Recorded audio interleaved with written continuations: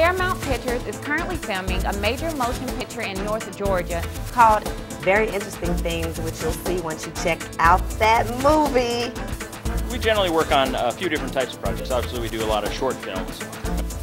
Michael, how did you get started in filmmaking? A very large part of the success of any project. And I started my filmmaking career actually on a cruise ship, making short films. Wow. I'm the executive producer to our new feature film, The Common Denominator. Tell us a little bit about your character in the film. She's really upset from the beginning, from the get-go. Tell everybody a little bit about yourself. Well, basically, I somehow started acting in 1990.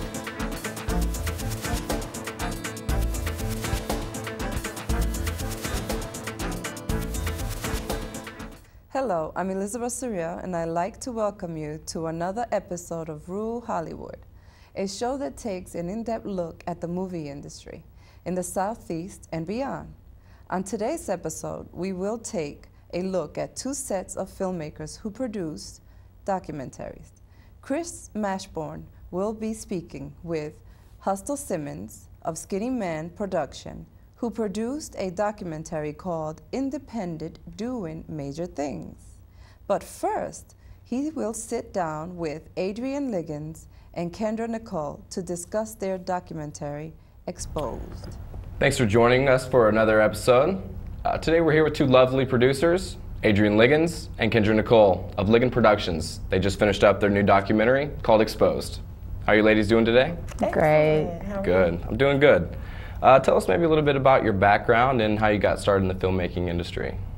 Well, actually, my background is in information technology. I graduated with a master's degree from DeVry University and Louisiana Tech, both in computer information systems. Nice. So it's not at all from the film industry. Yeah. I worked at a corporate office at UPS, maintaining their websites, and I moved on to other Fortune 500 companies, mostly programming, and I just had this desire to do a film. Yeah. I would go on auditions, and sometimes I would get a part, and most of the time I didn't. Yeah.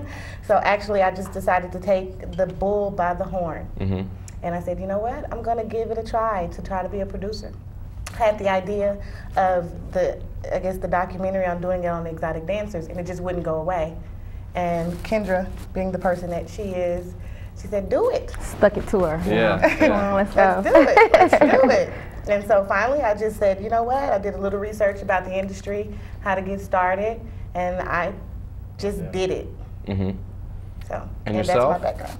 Well, I am actually one class away from my master's in business administration.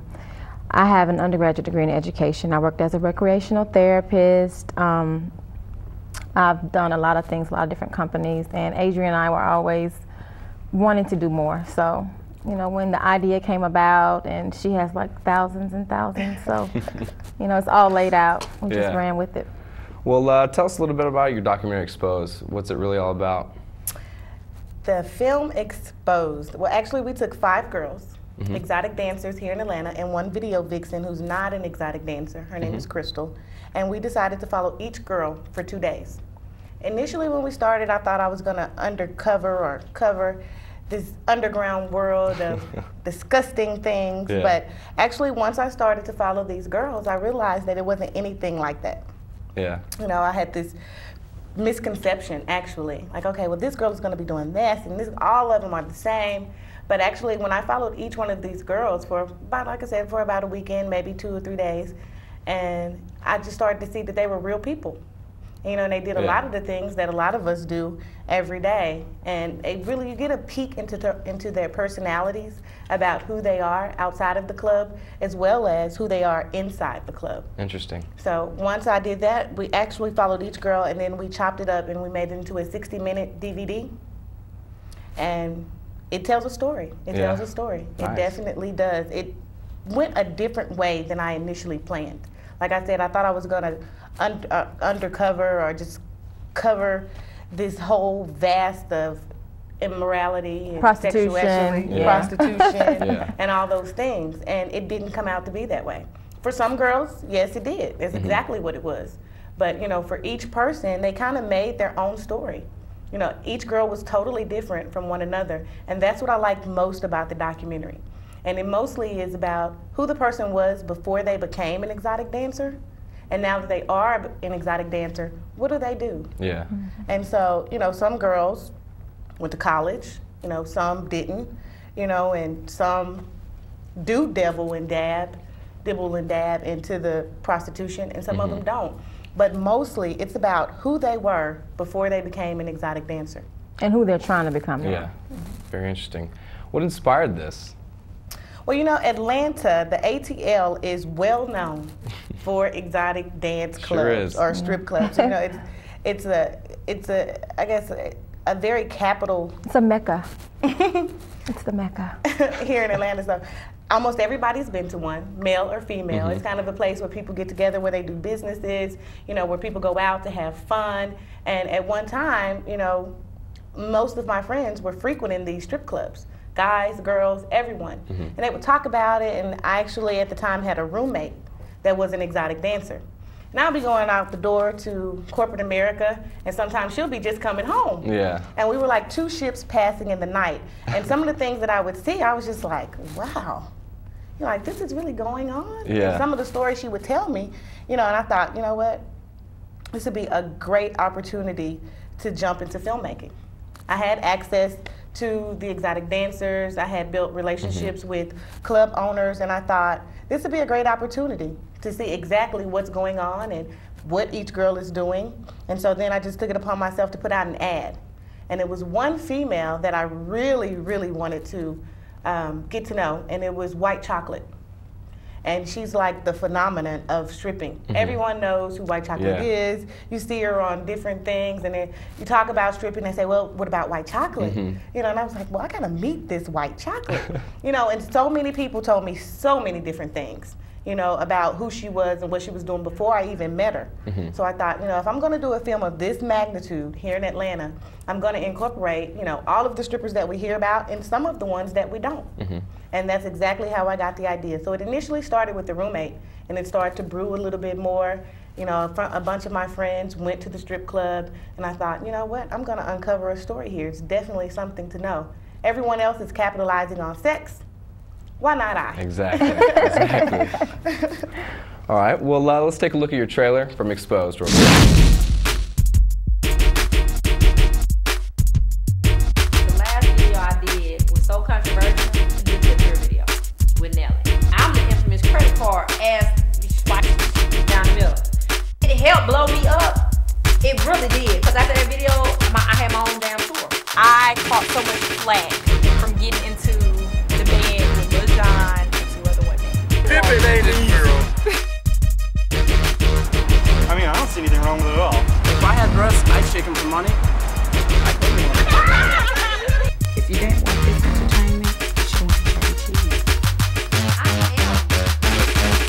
I thought dancing was degrading at first. I didn't know what a stripper's supposed to be. Until I started, though. To me, stripping was indoor prostitution. Every female exotic dancer is not a prostitute.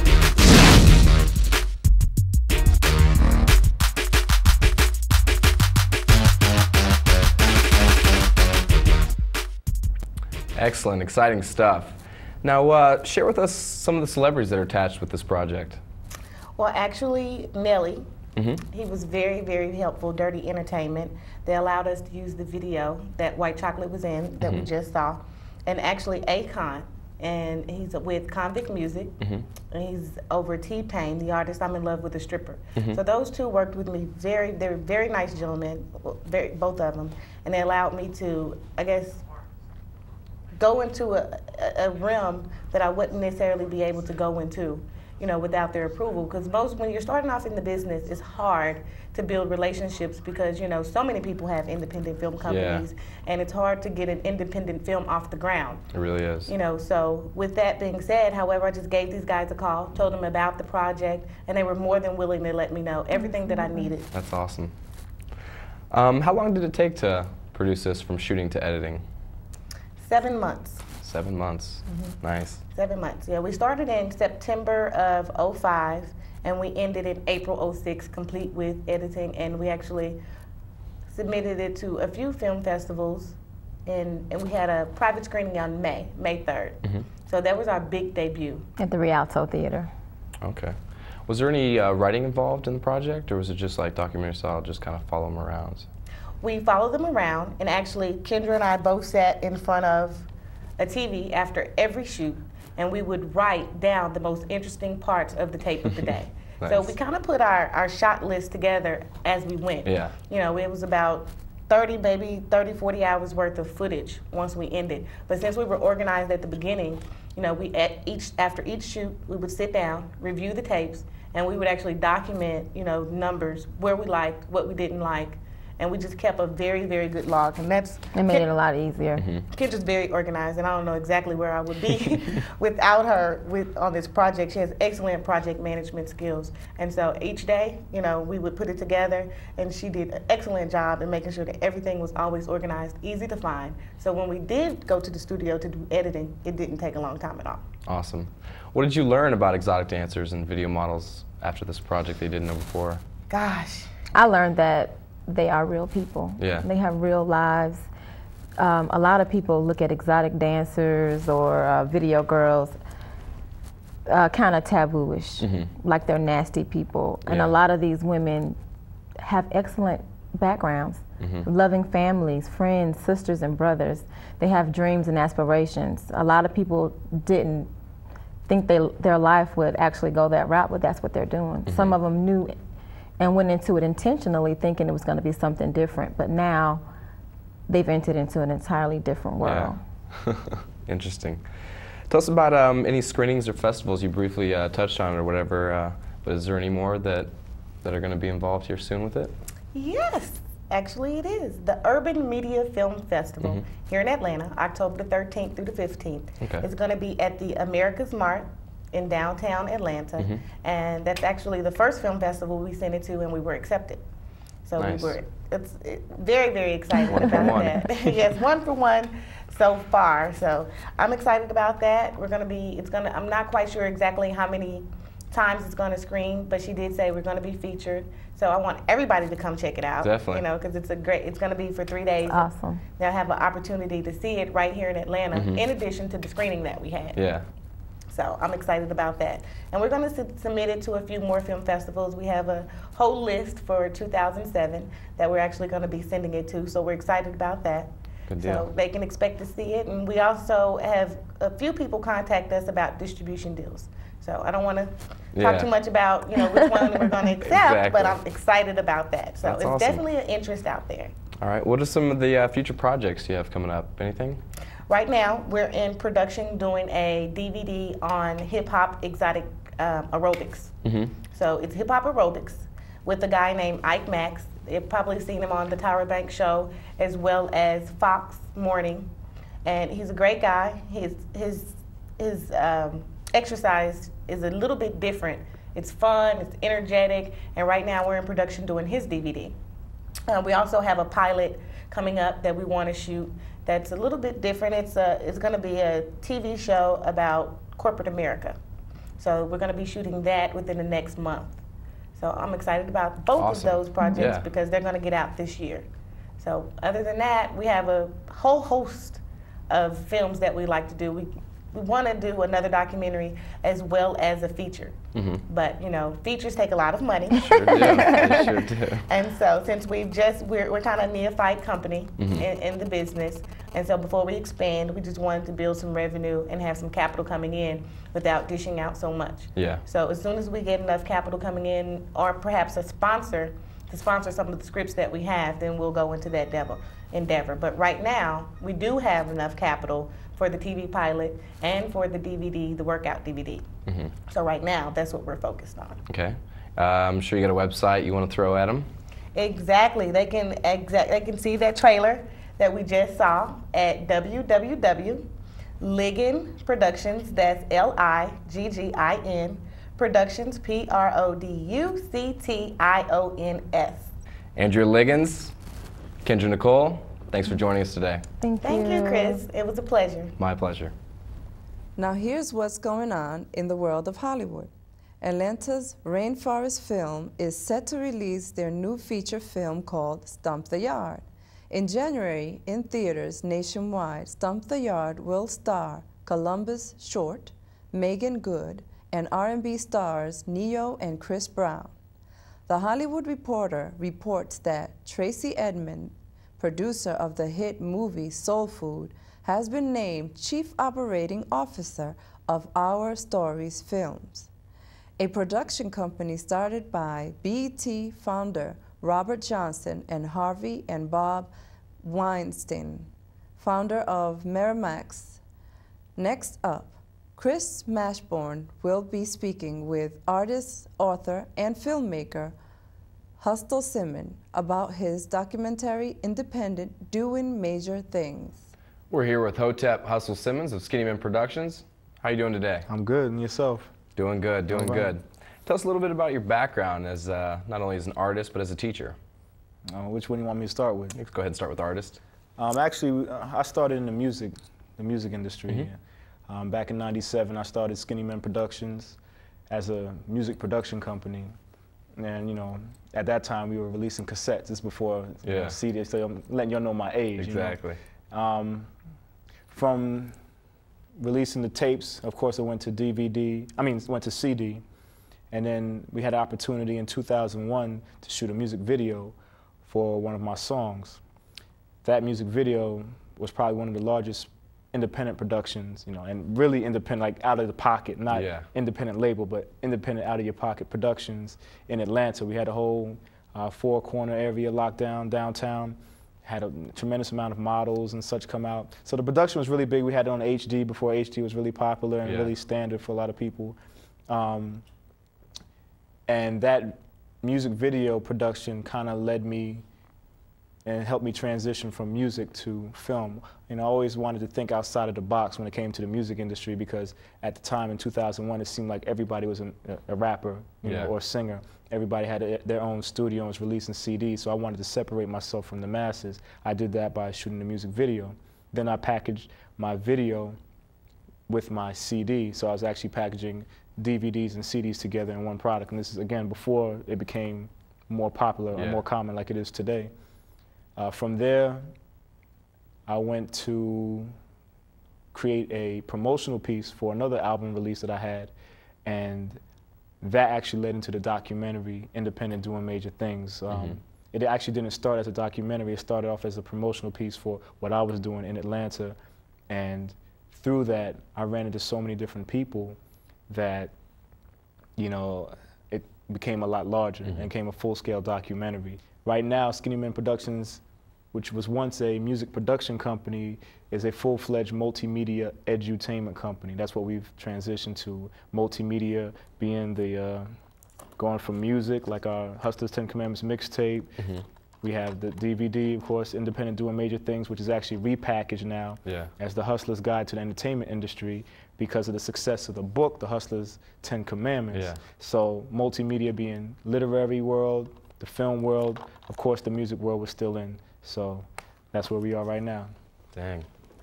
And as a teacher? And as a teacher, I went to Morehouse in '91. I graduated with an early childhood education degree. I just felt that I never wanted to be a teacher. You know, back in high school, I never even considered being a teacher. In fact, I remember laughing at the idea of being a teacher. But through my matriculation at Morehouse, I just developed a sense of duty and obligation, you know, to my fellow man and to my people. So I felt that I felt very powerful. You know, going through Morehouse, it chiseled me. I came in as a lump of clay, and each year it kind of chiseled me out. I formed as a harder stone, and I was chiseled out to a, you know, the beautiful masterpiece that I am today. You know what I'm saying? And so through that, though, I began to feel very powerful. And like the comic book, Spider-Man comic book used to say, you know, with great power comes great responsibility. So through being empowered and feeling very powerful myself, I also in turn began to feel responsible and felt that I needed to use my blessings to become a blessing to others. And I decided to do that through education. So I've been teaching for the past 10 years now. Nice. Independent Doing Major Things. Let's check a trailer out real quick.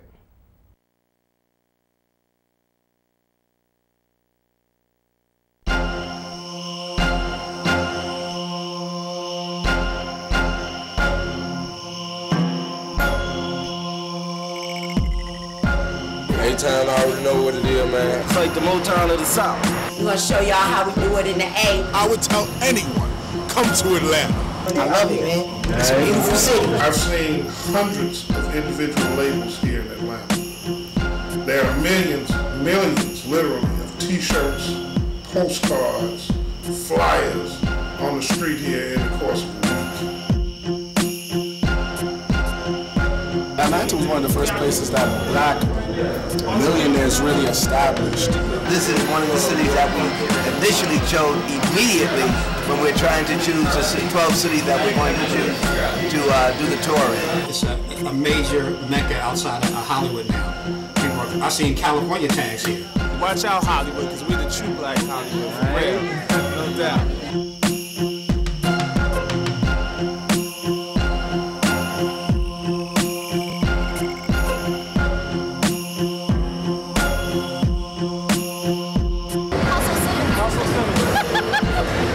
Hustling in the building. Hustle Simmons. Hustle Simmons.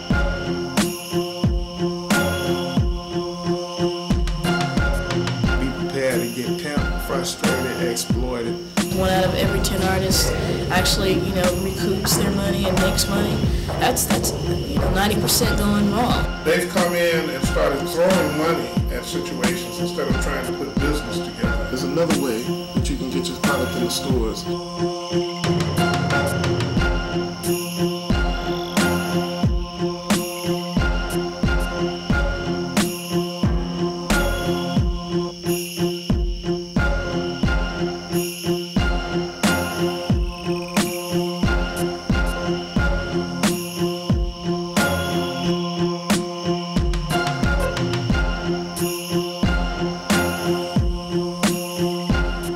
Share with us some of your experiences with the touring and promotion that's involved with this movie.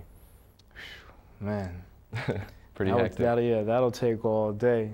The main thing for us that jump-started everything was the premiere in the movie theater. That was just tremendous, a tremendous publicity stunt, really is what it was. The fact that we were able to be in a theater, it was my first film, we were able to be in a theater, and not only were we in the theater, but we were actually in the theater system, so we had tickets, with the name of my film on it. We came out the same night as Harry Potter did, and at least for that one theater, we beat Harry Potter at the box office. It may not have been around the country, but we beat Harry Potter 4 at the box office, and so again, that one fact brought a lot of attention to the film. It was tremendous. So that led to the tour, and again, because of the way the film is shot, let me say this, it's not a traditional documentary. Because I never went to school for any kind of filmmaking, I didn't approach filmmaking like most filmmakers might normally do. I had there's no bars hold, no holds barred, I wasn't trained to approach it in a particular way, so I approached it in the way that I thought I'd like to see it, which I think gave me an advantage in comparison to a lot of other filmmakers because they learned a particular process and they go about it that way. Whereas me, coming from the music industry, I had a fresh approach to it. A lot of what is in the film is based off of myself as a character, as the narrator and the host of the film. And so when people started seeing that, it led to creating Hotep, AKA Hustle Simmons, as a personality. So not only did people enjoy the film, but now they say, oh, you know what? We want to screen this film, Hotep, but we want to bring you up here too, because we obviously see that you are the personality, the person behind this, not only the one that shot it and edited the film, but also is the one that's bringing this wealth of information, and you're such a character and you seem to know so much. Let's have you speak.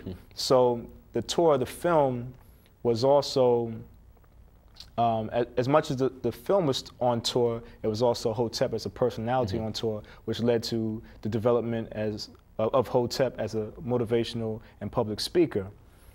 So I combined those two aspects, and because I featured what's now known as the Hustler's 10 Commandments in the film, that was a big draw as well. People say, oh, Hotep, what are these Hustler's 10 Commandments? Expound on that, please tell us more. And so I would do that. And after doing that for a few months and running into other authors and filmmakers, they said, hey, you know, Hotep, I like what you say, I'm taking notes. And I said, well, listen, if you're going to take notes on what I'm saying, I think I need to go ahead and put it in a book before somebody tries to steal what I'm saying. Yeah. So that's what led into the book. So I say all that to say the tour and the process of promoting this film is not solely off the fact that it was a good film. What I've been able to do is tie multiple aspects of the entertainment industry together. Coming from the music background, utilizing the swagger and the creation of a hip-hop star, but not through music, it's through film. So I brought the hip-hop music approach to film and the creation of a character, Hotep, aka Hustle Simmons, being an equal component to the film.